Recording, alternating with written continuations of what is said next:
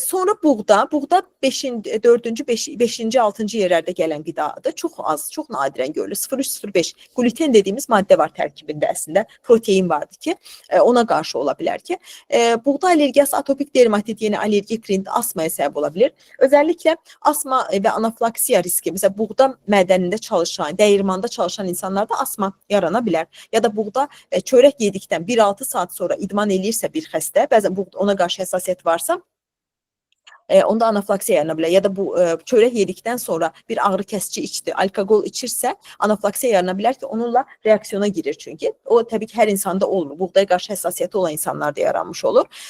Çovdar və arpa ilə də çarpaz reaksiya yarada bilər. Ona görə onlar da məsləhət görülmür. Daha çox alternativ yulaf, qarğıdalı, qarabaşaq, düyü, darı bunlar istifadə oluna bilər. Yenə bu xəstələrdə də 5 yaşına qədər öyrəşmə, tolerans yaranmış olur bu buğdaya qarşı. Yer fıstığı soya ən çox görülən allergiyalardandır ümumiyyətlə. Avropada çox görülür yer fıstığı allergiyası. 4-cü yerdə gəlir ümumiyyətlə. Mərcimək 6-cı yerdə. Məsələn, Hindistanda noxud allergiyası, Yaponiyada soya allergiyası çox görülübdür. Erkən dönəmdə tədqiqatlar göstərir ki, uşaqların əslində diyetinə erkən dönəmdə yer fıstığı əlavə etmək onlarda bu allerjik reaksiyonların qarşısını alır əslində. Nə qədər gec versən bu yer fıstığını, o qədər allerjik olacaq. Nə qədər erkən versən, vücud o qədər tez tanımış olacaq. Təbii ki, o tez tanıma dönəmdə anafilaksiya yaşaya bilər bu uşaq, amma yenə də biz qidanı vermədən bilə bilmərik ona qarşı allerjik reaksiya varmı, yoxmu deyə. Buna tolerans çox gec yaranır. Məsələn, yazmışam ki, 5-də 1-ində uşaqların tolerans yarana bilər, belə deyim sizə. Və mərciməklə də çarpaz reaksiyon oluşturduğu üçün mütləq mərcimək, noxud, digər paxlalı bitkiləri də verəndə diqqətli olmaq lazımdır. Avropada o qədər yayılıb ki, bu yer fıstığı allergiyası, ona qarşı immunoterapiya artıq yöntəmi ilə, yəni peyvəndləmə yöntəmi ilə ona qarşı bədəndə öyrəşdirmə müalicələri artıq tətbiq edilməyə başlayıbdır xəstələrə. Bizim ölkəmizdə hələ yoxdur bunlar təbii ki. Sonra gələn balıqlar və qabıqlı dəniz məhsulları ən son. Dünyada ümumiyyətlə balıq 1%, qabıqlı dəniz məhsulları 1-3% oranında görülür ki, uşaqlarda qabıqlı dəniz məhsulu mən görməmişəm allergiyası, daha çox böyüklərindir. Uşaqlarda balığa qarşı 2 yaşdan sonra görülür. O qidanı alandan sonra qarın ağrısı, qusma, ishal ya da qabıqlı dəniz məhsulundan sonra anjiödem dediyimiz dodaqda, dildə şişmə və ya övrək kimi bənzər səpkilər görülə bilər ki, bunların içində də allergenlər var. Məsələn, balıqdakı parvoalbumin var, qabıqlı dəniz məhsulunda tropomiyazin kimi allergenlər reaksiyona səbəb ola biləcəkdir ki, balığı özəlliklə konserv halında tükətmək və ya enzimatik əritmə sistemlərini, mədə asidinin əriməsi bu allergen özəlliyini azaldır, amma pişirmək, depolamaq, soyuqda özəlliklə depolamaq onun allergen özəlliyini daha da artırır. Morino balığı, somondu, mezgit bunlar çox allergik balıqlardır, amma ton balığı bu konserv halında satılan balıqlardan qılınc balığı isə daha az allergik olduğunu görüblər. Qabıqlı dəniz məhsulları arasında kalamardı, karidesdir. Bunların arasında çox fazla çarpaz reaksiyalar var. Ona görə birinə qarşı allergiya varsa, digərini də yeməmək lazımdır mütləq şəkildə. Bütün dünyaya baxdığımızda ən sıx görülən anafilaksiyanın ən çox səbəbi, özəlliklə ölümə səbəb olan anafilaksiyanın ən sıx səbəbi yer fıstığıdır. Bir görülüb 162, 30% fındıq, %8% də digərləri. İşte yenə qabıqlı dəniz məhsulları, balıqdır, süddür, yumurtadır, meyvələr olduğu görülübdür. Mütləq şəkildə belə bir şey varsa, dünyada məsəl üçün biləkliklərə yazılır ki, və ya xəstədən etiket oxuma mütləq şəkildə öyrətmək lazımdır. Adrenalin otoinjektörü yanında gəzdirmək lazımdır. Xəstənin acil durumda adrenalin bəzən yəni adrenalin fayda etməmədir və əlavə tədavilər olaraq xəstəyə antihistamin, steroid, bronxodilatatör tədavilərin verilməsi, təzyiqini yüksəltmək üçün damar yolunu açmaq, bunlar vacibdir allergik reaksiyon gəlişəndə bu xəstələrdə, çünki ölümə qədər irəliləyə bilər. Burada az öncə anlattığım çarpaz reaksiyalar, mütləq diyet təyin edədiyimizdə bunun nə ilə çarpaz reaksiya? Məsələn, bəzən gəlir ki, ana deyir ki, inək südünə allergiya var, uşağa keçi südü veribdir, allerjik reaksiyon gəlişibdir. Olmaz. Yəni, bu heyvan südü allergiyasıdır. Bütün heyvanların südünü kəsirik xəstədən. Yumurtaya allergiya varsa fındıqdır, qaz yumurtasıdır, digər yumurtalara qarşı çarpaz reaksiya olur. Balığa, digər balıq türləri ilə çarpaz reaksiya ola bilər. Ona görə qaçınmaq lazımdır. Yer fıstığına varsa fındığa, susama qarşı da ola bilər. Bunları diqqətli şəkildə uyarmaq lazımdır ailələri. Qorunmada nə edirik? Ən ağır allerjik reaksiya anafilaksiya dediyimiz, az öncə anlattığımız kimi adrenalin otoinjektörü, uzun müddətli eliminasiya, yəni diyetdən çıxarırıq o qidanı. Etiket oxumağı öyrədirik ki, hər hansı bir paketli qida aldığında üstünə oxusun, süd tozu ya da yumurta, hər hansı bir soya, belə bir maddələrin olmadığını oxutmaq lazımdır. Qidaları fırınlanmış şəkildə, özəlliklə balaca bir bebəkdirsə, bir anafilaksiya riski yoxdursa bu uşağın və anafilaktik reaksiyon gəlişməmişsə, o qidanı fırınlanmış, yəni sobada bişirilmiş halda yavaş-yavaş vermək vermək bu xəstələrdə ona qarşı bədəndə tanıma reaksiyonuna səbəb olur. Buna tolerans deyirik biz. Yəni yavaş-yavaş onu tanımağa başlayır bədəni. Allergen immunoterapiya çoğuna istifadə olunur ki, qida allergiyalarını. Diyetdən çıxarılan qidanın da yerinə keçəcək mütləq alternativ qida önərmək lazımdır. Oral allergiya sindromu az öncə anlattığımda da mütləq meyvələr bişirərək yemək allergen təsirini azaltmış olur xəstələrin. Bir də ən son anlatacağım günəş allergiyalarıdır. Günəş alerjiləri genellikle güneşin şüaları var. Yəni yer yüzünə gələn şüalar var ki, bunlar görünən işıq şüaları var. Bir də günəş şüaları. Günəş şüalarından UVA, UVB-yə qarşı görülən tip bir aşırı həssasiyyət reaksiyası. Əsasən də ultrabənövşəyi şüalar A-ya qarşı. B-lər və C-lər bir sonraki slaytda göstərəcəm. Onlar çox yer səthinə gəlib çata bilməz. Əsasən B-lər və C-lər çox zərərlidir çünki kanserogenikdir. Dərisi açıq rəngli olanlar, incə dərili, atopik xəstələr daha çox bu günəş allergiyasının səbəbi olur ki, məruz qalırlar. Dəridə nə olur? Qaşıntı, yanma, qızarıqlıq. Dəridən qabarıq övrə bənzər səpkilər olur ki, vezikulyar səpki bəzən yarana bilər. O dəri yanığı ilə, günəş yanığı ilə qarışdırıla bilir. Quruluq və qabıqlanma ola bilər. Bəzi xəstələrdə də məruz qalan nahiyələrdə üzdə, göz qapağı, dodaqlarda şişkinlik, anjiödəmlər yaranmış ola bilər. Məsəl üçün bu günəş şüaları az öncə bənzədiyim bizim allergiyaya səbəb olan günəş şüaları daha çox UVA ışınlarıdır. 320-400 nanometr dalğa boyutuna sahib olurlar ki, böyük hissəsi yer səthinə gəlib çata bilir. UVB-nin sadəcə 5% gəlir ki, bu isə günəş yanığına, eritemə səbəb ola bilir. Dəridə qalıcı pigmentasiyaya səbəb ola bilir və kanserogenikdir. Dəri xərçənginin ən önəmli səbəblərindən UVB şüalarıdır. UVC isə ozon təbəqəsini keçib gələ bilmir vücudumuza, dərimizə təsir eləmir. Nə ola bilər xəstədə? Övrə ilə gələ bilər xəstə bizə. Bu şəkildə dərdən qabarıq, qaşıntılı lezyonlar ki, bunlar 24 saatdan çox qalmırlar. 24 saata sönüb başqa bir yerdə yaranır bədəndə. Bu şəkildə gələ bilərlər və ya miliariya rubra dediyimiz və ya bu tərvəzlərinin tıxanması nəticəsində yaranan isilik dediyimiz, bu istinin təsirindən yaranan bir durumdur ki, uşaqlarda çox görürük biz bunu. Bu şəkildə gələ bilər və ya işıq erupsiyası dediyimiz sadəcə günəşin məruz qaldığı nahiyələrdə qızarıqlıqla. Bunun ən böyük səbəbi vücudun yapısı, genetik yatkınlıqda ola bilər. Bəzən də ola bilər, istifadə edin kozmetik vasitələr, ürünlər ki, üzümə vurduğum. Onunla günəş şüalarının reaksiyası nəticəsində oluşan dəridə lezyonlar, qızarıqlıqlardır. Bununla əlaqəli, məsəl üçün, əsas 3 qrup xəstəlik görə bilərik ki, mənim bədəmdə olan bəzi xəstəliklər var. Məsələn, lupus xəstəliyi, psoriazitdir, atopik dermatitdir, rozeyadır, aknedir, seboreik dermatit, dermatomiyozit bunlar alovlana bilər, aktivləşə bilər bu xəstəliklər günəş şüasının təsirindən. Və ya günəş şüasının təsirindən az öncə anlattığım polimorfik işıq erupsiyalar və ya övrələr, köpəşmələr yarana bilər, prurigo dediyimiz durumlar və ya fotokontakt dermatit, dəriyə sürtülən, dediyim o sistemik maddələrə qarşı yaranan fototoksik və ya fotoallerjik reaksiyonlar görülə bilər xəstələrdə. Az öncə anlattığımız kimi ən zərərlisi UVB şüalarıdır. Əsasən saat 10 ilə 16 arasında qeyd olunur çöldə və buna görə o dönəmlərdə çox evdə olmağı məsləhət görürük xəstələrə. Günəşdən qoruyan geyimlər, şapka, gözlük, əgər çıxmaq durumunda qalıramsa, 6 aydan böyük uşaqlara, yaşlılara, açıq dərlilərə 30 SPF-li kremlər istifadə olunur. Günəş qoruma faktorudur SPF. Özəlliklə 30-50, bəzən deyirlər ki, işte faktoru yüksək olsa daha yüksək qoruyucuq. Əslində 30 ilə 50 arasında çox böyük fərq yoxdur, onu deyim sizə. Ən çox qoruyan UVA-dan qoruyur, amma əsasən UVB-dən qorumaq lazımdır ki, zərərli olan odur vücudumda. Günəşə çıxmadan öncə 15-30 dəqiqə öncə sürmək lazımdır. 2-3 saatdan bir təkrarlamaq lazımdır. Qoxusuz, rəngsiz, suya dayanıqlı olmalıdır bu kremlər. Miliariya dediyimiz, az öncə anlattığımız bu lezyonlarda, bu xəstə əgər isilik dediyimiz o pişməcə kimi isiliklə gəlibsə, tərvəzlər tıxanıbsa, buradan mentollu, kalmolinli, sərinləşdirici losyonlar sürtürük xəstənin bədəninə. Əgər bu solar ürtükər, yəni övrə ilə gəlibsə, bədəndə şiş köpəşmələrlə oral antihistaminlər, steroid tərkibli dərmanlar istifadə oluna bilər ki, bu köpəşmələri söndürmək üçün ki, günəş şüalarının təsirindən. Son olaraq da demək istəyirəm ki, yay dönəmində ümumiyyətlə allergiyalar kontrol altına alına bilər. Düzgün diaqnozla uyğun qorunma ilə həyat keyfiyyətini artıra bilərik xəstələrimizin. Ailə və uşaqlar özəlliklə bu konuda məlumatlandırmaq lazımdır yay allergiyalarından bağlı olaraq.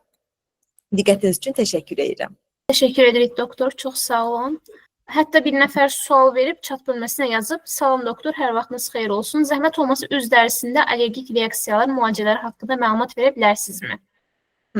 Şimdi üz dərisindəki allergik az önce anlattığım kimi çox xəstəlik var əslində üzə təsir edir. Ən çox gördüyümüz övrədir. O köpəşmə kimi vücuddan qabarıq lezyonlar yaranır ki, solub başqa bir yerdə çıxır bədəndə və çox qaşıntılı olur.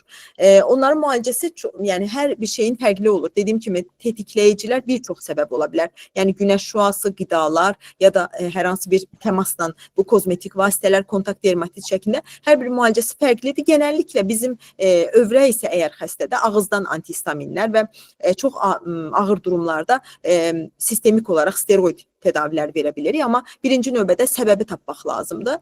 Belə deyim sizə, kəskin övrə dediyimiz durum nədir? Məsələn, bir xəstədə təzə yaranıbdır bu köpəşmələr, 6 həftədən qısa sürədə yaranıbdır. Özəlliklə biz uşaqlarda çox görürük, bütün bədəni saran dərdən qabarıq lezyonlar olur, gəlirlər xəstələr. Əgər 6 həftədən qısadırsa, sadəcə oral antihistamin və hər hansı bir tetkik eləmirik xəstənin.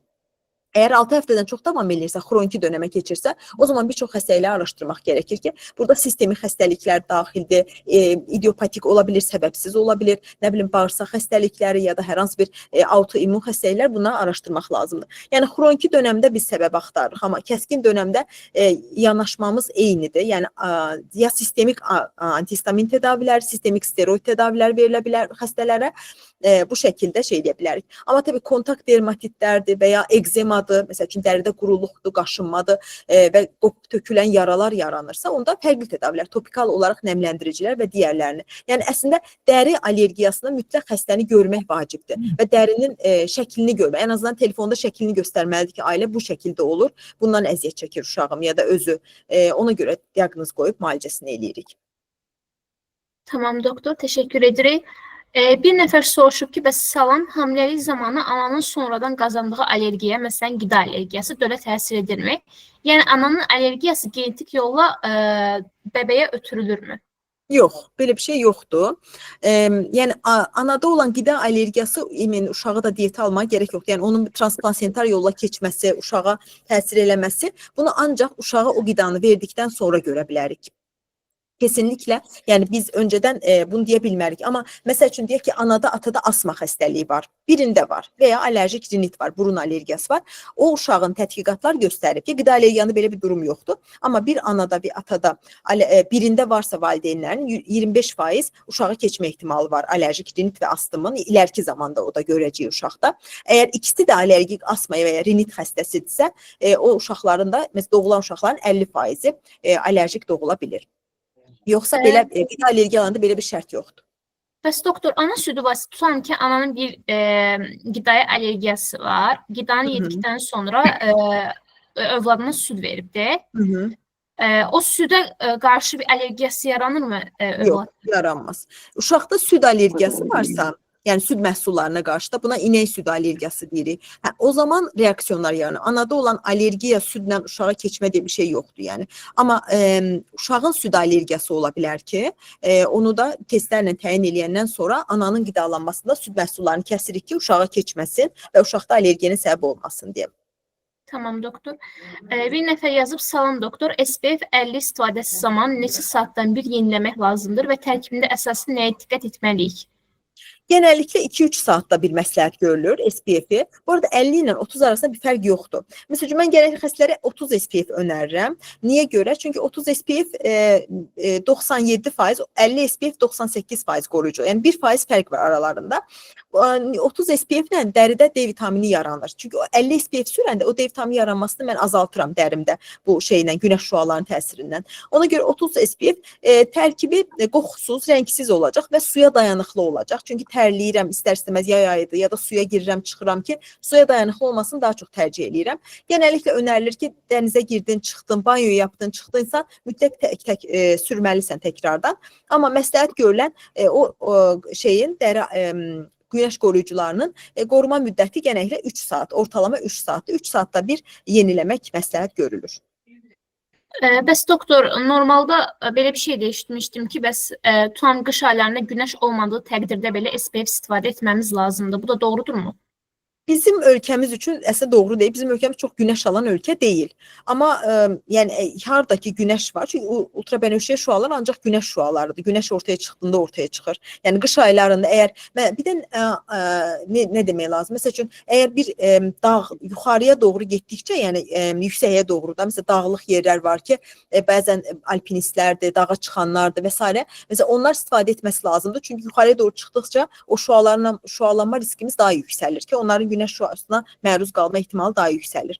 Günəş şüalar dərini yaşlandırır, qocaldır, nə bilim, dəridə pigmentasiyalar səbəb ola bilər. Bu kimi yan təsirlər var. Əslində belə qalanda qış dönəmində də istifadə ola bilər. Məsələn, qışda 3 saatda bir vurmağa gerək yoxdur. Gündə bir dəfə istifadə etsən, daha şeydə, amma tutqun hava ya da məsələn İngiltərə, Avropada yaşayıramsa mən, çoğu zaman günəşə çox məruz qalmır o bölgələr. Yəni o şeylərdə daha az günəş şüaları görür ki, o şeylərdə günəş ultrabənövşəyi şüalara qarşı SPF-in istifadə etmənin mənası yoxdur oralarda.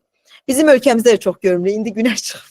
Bizdə də çox, yəni qış aylarında günəşli olmur şeyini, amma gündəlik bir dəfə istifadə faydalıdır. Yəni o ən azından dərinin yaşlanma və qocalmasının qarşısını almaq üçün. Bəs dəri xərçəngindən də qoruyurmu bizi SPF? Bəli, özəlliklə UVB şüaları dəri xərçəngi və UVC keçmir, düzdür, ozon təbəqəsində əgər bir zədələnmə yoxdursa, amma UVB şüaları özəlliklə kanserogen özəlliyə sahibdir. UVA eləmir. UVA dərimizə düşən ən çox günəş qoyucu, amma günəş qoyucu alanda mütləq şəkildə UVB-dən qoruması, yəni B şüalarından, ultrabənövşəyi B şüalarından qorunmasına diqqət etmək lazımdır, onu oxumaq lazımdır üstündə. Ona dayanıqlı olan SPF almaq lazımdır ki, dəri xərçəngindən qorusun. Tamam. Bir nəfər yazıb salam, makiyaj allergiyasından necə qorunmaq lazımdır? O makiyajı sürməməklə.